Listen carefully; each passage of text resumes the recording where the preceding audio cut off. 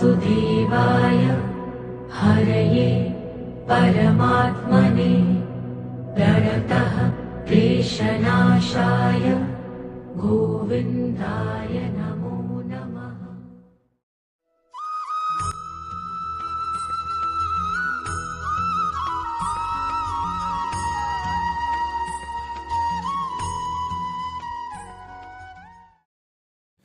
கிருஷ்ணனின் உடைய வளர்ச்சி நாளுக்கு நாள் கூடிக்கொண்டே வந்தது. முதலில் தளர்நடையிட்டு நடந்தவர் பின்னர் விரைந்து நடக்கவும், அவசியம் ஏற்பட்ட பொழுது ஓடவும் தொடங்கினார். அவருடைய நடையழகை கண்டு பெற்றோர் பூரித்து போயினர். கால்களில் தண்டை, கொலுசு போன்ற அணிகலன்களை அணிவித்து மகிழ்ந்தனர். அந்த அணிகளை அணிவித்ததில் பெற்றோர்களுக்கு மேலும் ஒரு நன்மையும் இருந்தது. அவர் எங்கு சென்றாலும் ஜல் ஜல் என்ற சத்தம் கேட்டுக்கொண்டே இருந்தது. எனவே வீட்டின் எந்த பகுதியில் அவர் நடமாடுகின்றார் என்பதை இருந்த இடத்தில் இருந்தபடியே உணர்ந்து முடிந்தது. அவருடைய துடுக்குத்தனமான செயல்களால் வீட்டில் பல பொருட்கள் உடைபட்டன. இருப்பினும் அதற்காக யாரும் வருத்தப்படவில்லை. மாறாக மகிழ்ச்சியே அடைந்தனர். கிருஷ்ணர் தன் வீட்டில் மட்டுமன்றி அந்த தெருவில் உள்ள மற்ற வீடுகளுக்கும் செல்லத் தொடங்கினார். அந்தந்த வீடுகளில் இருந்த மற்ற பிள்ளைகளையும் தன்னுடன் சேர்த்து கொண்டார். இவருடைய குறும்பு செயல்களால் கவரப்பட்ட மற்ற பிள்ளைகளும் இவரையே சுற்றி சுற்றி வந்தனர். பிள்ளைகள் துணைக்கு சேர்ந்தவுடன் அவருடைய குறும்பு மேலும் அதிகமாயிற்று. கோபியர்களின் வீடுகளில் எல்லாம் சுற்றித் திரியத் தொடங்கினார். வீட்டில் ஒருவரும் இல்லை என்றால் போதும், உடனே மழலை பட்டாளத்திற்கு கொண்டாட்டம்தான். கூட்டமாக சென்று அவ்வீடுகளில் உள்ள தயிர், பால், வெண்ணெய் போன்ற பொருட்களை சாப்பிட்டு விடுவர். சில பெண்கள் வேறு வேலையாக தோட்டம் போன்ற இடங்களில் இருந்தால் போதும், உரியில் கையை விட்டு உருண்டையாக வெண்ணெயை வாரி வழித்து எடுத்துக்கொண்டு ஓடிவிடுவர். இத்தகைய துடுக்குத்தனமான காரியங்களுக்கு கிருஷ்ணனே தலைமை தாங்கினார். இதனால் மனமகிழ்ச்சி அடைந்த பிள்ளைகள் அவரையே சுற்றி சுற்றி வந்தனர். நாட்கள் செல்ல செல்ல கோபியரிடையே இதுவே பேச்சாக இருந்தது. கிருஷ்ணர் தன் கூட்டத்துடன் வருகின்றார் என்றால் போதும், தயிர் பானைகள் உடனே மறைத்து வைக்கப்பட்டுவிடும், வெண்ணெய் உருக்கி ஏறிவிடும். எங்கு மறைத்து வைத்தாலும் ஒன்றும் பலனில்லை. எப்படியாவது அப்பெண்களை ஏமாற்றி அப்பொருட்களை கிருஷ்ணர் கொண்டு வந்து விடுவார். தன் நண்பர்களுக்கு பகிர்ந்து கொடுத்து தானும் உண்பார்.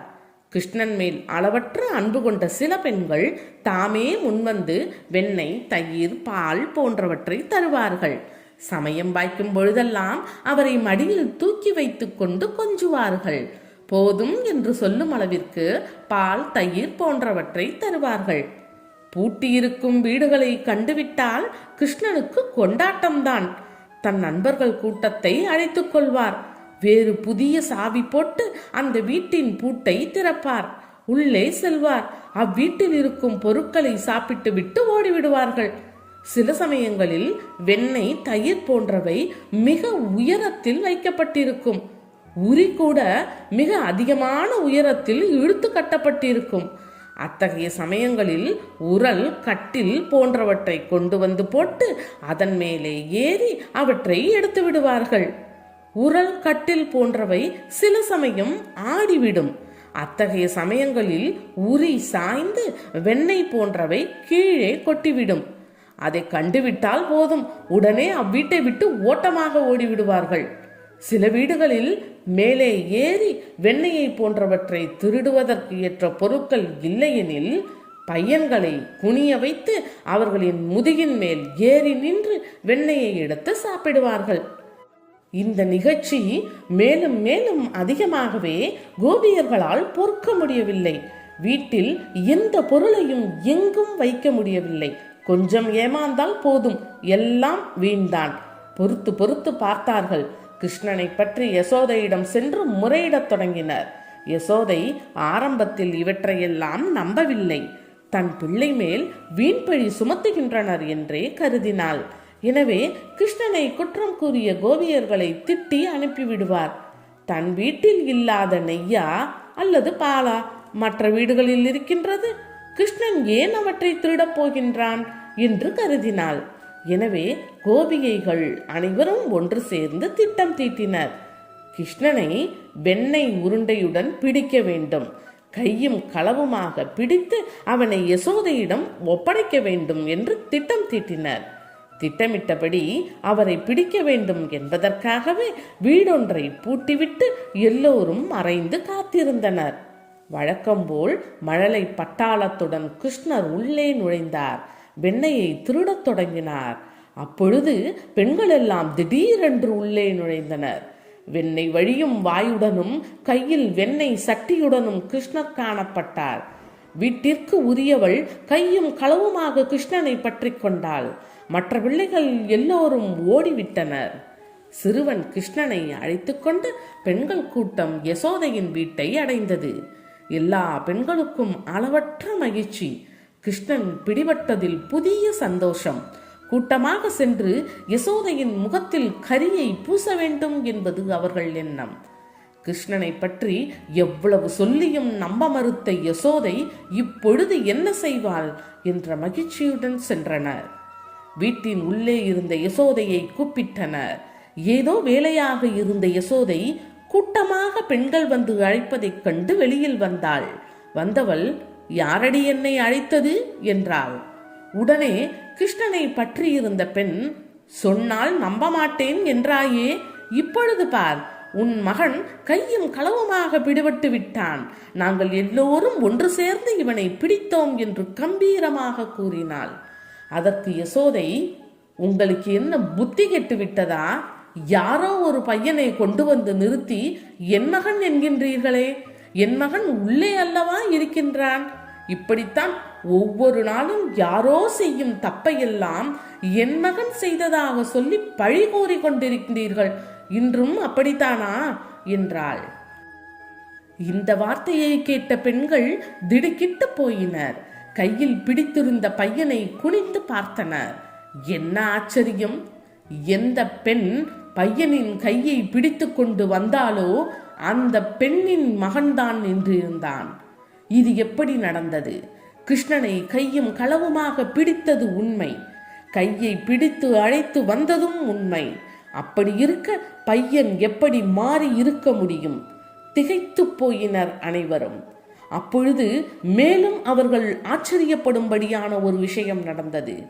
வீட்டின் உள்ளே இருந்து கிருஷ்ணர் தூங்கி எழுந்து அம்மா என்று கூப்பிட்டபடி வெளியே வந்து கொண்டிருந்தார்.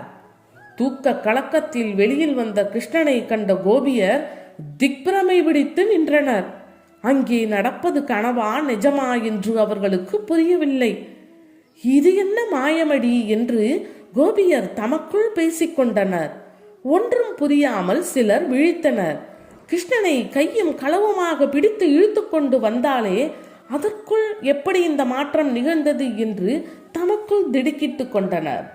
பொய்யாக தன் மகள் மேல் குற்றம் சாட்டியதால் யசோதை கோபம் கொண்டவளாய் அப்பெண்களை பார்த்தாள்.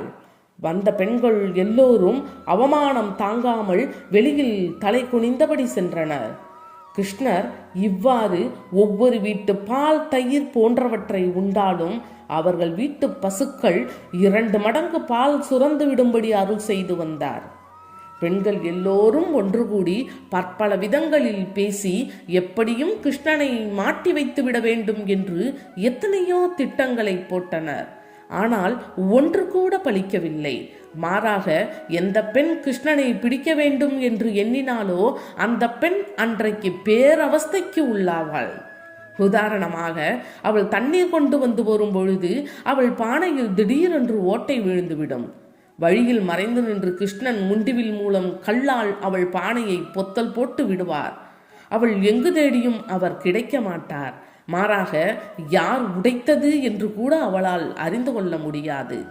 சில பெண்கள் தூங்கிக் கொண்டிருக்கும் பொழுது கிருஷ்ணன் அங்கு செல்வார். வண்டியில் உள்ள மையை குச்சியின் மூலம் கொண்டு வந்து அப்பெண்ணிற்கு மீசை வரைந்து விட்டு வந்து விடுவார். அந்த பெண் தூங்கி எழுந்து வெளியில் வந்தால் அவளை பார்ப்பவர் அனைவரும் சிரிப்பர். அவளுக்கு ஏன் சிரிக்கின்றனர் என்று முதலில் விளங்காது. தனக்கு மீசை வரையப்பட்டிருப்பது தெரிய வந்தவுடன் வெக்கத்துடன் ஓடிவிடுவாள். இப்படியே வேறு சில பெண்களுக்கு வேறு வேறு வடிவங்களை வரைந்து வேடிக்கை பார்ப்பது உண்டு. சில சமயம் கிருஷ்ணன் தன் நண்பர்களை அழைத்து வந்தும் இந்த காட்சியை காட்டுவது உண்டு. சில பெண்களின் முகத்தில் வெண்ணெயை அப்பி விளையாடுவதும் உண்டு. அவருடைய விளையாட்டுக்கள் நாளாக நாளாக பல்கி பெருகின. இருப்பினும் கோபியர் கிருஷ்ணன் மேல் பொய்க்கோபம் கொண்டு அடிக்க வந்தனரே தவிர உண்மையில் அவர் மேல் அன்பு செலுத்தியே வந்தனர். ஒரு நாள் கிருஷ்ணன் கோபியர்களின் அருகில் விளையாடிக் கொண்டிருந்தார். அப்பொழுது தெருவில் ஒரு மூதாட்டி கூடை நிறைய பழங்களை சுமந்து கொண்டு அதனை விற்றபடி சென்று கொண்டிருந்தாள். அந்த மூதாட்டியின் குரலை கேட்ட கிருஷ்ணன் பழம் வாங்கும் பொருட்டே உள்ளே ஓடினார்.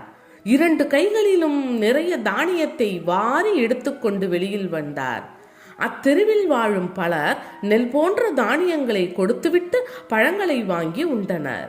அதை கண்டதால் கிருஷ்ணனும் தானியங்களை வாரிக்கொண்டு வந்தார். அவர் அந்த கிழவியிடம், பாட்டி, நான் தானியம் கொண்டு வந்திருக்கின்றேன், எனக்கும் பழங்கள் கொடு என்று கூறினார். கிருஷ்ணனின் மழலை பேச்சு கிழவியை மகிழ்வித்தது. அவள் குழந்தை கிருஷ்ணனை அருகில் அழைத்து ஒரு முத்தம் தந்தாள். தானியத்தை கூடையில் போடும்படி கூறினாள். கிழவியின் சொற்படி கிருஷ்ணன் தானியத்தை கூடையில் போட்டார். உடனே கிழவி கிருஷ்ணனின் கை நிறைய பழங்களை கொடுத்தாள். வாங்கி கொண்ட அவர் குட்டி யானையை போன்று துள்ளி குதித்தபடி உள்ளே சென்றார். கூடையில் விழுந்த தானியத்தை கிழவி பார்த்தாள். கிருஷ்ணன் கொடுத்த தானியம் யாவும் இரத்தினங்களாக மாறியதை கண்ட கிழவி ஆச்சரியமும் பரபரப்பும் அடைந்தாள். இது தெய்வ குழந்தை என்பதை உணர்ந்து கொண்டாள். திசை நோக்கி வணங்கிவிட்டு தெருவில் நடந்து சென்றாள். கையில் பழங்களை வாங்கிய கிருஷ்ணன் அதனை தான் மட்டும் உண்ணவில்லை, தன்னுடன் விளையாடிக் கொண்டிருந்த தன் நண்பர்களுக்கும் கொடுத்தார். கோபியர்களுக்கும் வழங்கினார். பின்னர் அவர்களுடன் சேர்ந்து தானும் விளையாடத் தொடங்கினார். கம்சன் மூலம் தொடர்ந்து வந்த பலவிதமான ஆபத்துக்கள் நந்தகோபரையும் கோகுலத்து மக்களையும் கலக்கம் அடைய செய்திருந்தன. எனவே நந்தகோபருக்கு கோகுலத்தில் வாழவே இஷ்டமில்லை. வேறு எங்கேனும் இடம்பெயர்ந்து விட வேண்டும் என்று கருதினார். கோகுலத்திற்கு அருகில் பிருந்தாவனம் என்ற ஓரிடம் இருந்தது. அது சோலைகள் சூழ்ந்த ரம்மியமான இடம். நீர்நிலைகள் இருந்ததால் எப்பொழுதும் குளிர்ச்சியாய் இருக்கும். அந்த இடத்திற்கு சமீபத்தில் யமுனா நதி ஓடிக்கொண்டிருந்தது. இதையெல்லாம் எண்ணிய நந்தகோபர் அங்கு சென்றுவிட வேண்டும் என்று நினைத்தார். ஒரு நாள் நந்தகோபர் தன்னுடைய உறவினர்களையும் நண்பர்களையும் கோகுலத்து மக்களையும் அழைத்தார். கோகுலத்தில் அடிக்கடி உண்டாகும் துன்பத்தை பற்றி அவர்களிடம் கலந்து ஆலோசனை செய்தார். இனியும் தொடர்ந்து கோகுலத்தில் வசிப்பதால் தொல்லைகள் அதிகமாகும் என்பதையும் எடுத்து கூறினார். நந்தகோபரினுடைய கருத்தை எல்லோரும் ஒப்புக்கொண்டனர். அருகில் உள்ள பிருந்தாவனத்திற்கு சென்று விடுவது என்று தீர்மானித்தனர். பிருந்தாவனத்தில் வசிக்க எண்ணம் கொண்டவுடன் அங்கு பல குடியிருப்புகளை உண்டாக்கினர். அழகிய வீடுகளை கட்டினர். ஒரு நல்ல நாளில் ஒன்று சேர்ந்து சென்று அங்கு குடியேறினர். பிருந்தாவனத்தில் இருந்த பசுமையான சோலைகளை கண்டு குழந்தைகள் குதூகூலம் அடைந்தனர். யமுனை நதிக்கரைக்கு சென்று அடிக்கடி விளையாடினர். அந்த இடத்தில் பொழுதுபோக்குவது அவர்களுக்கு மிகவும் சந்தோஷத்தை கொடுத்தது.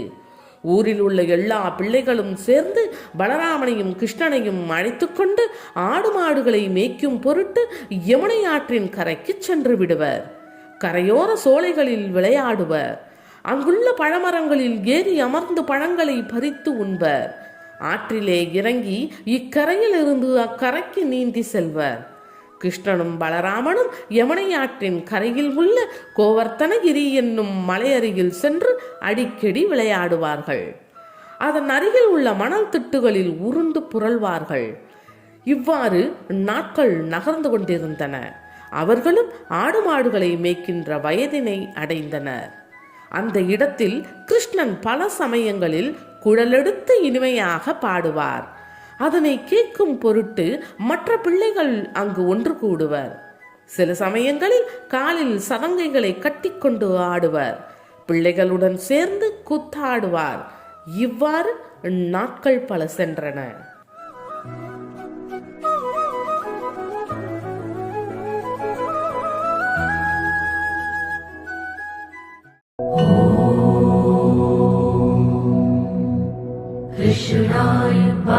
वासुदेवाय हरये परमात्मने प्रणतः क्लेशनाशाय गोविन्दाय नमो नमः।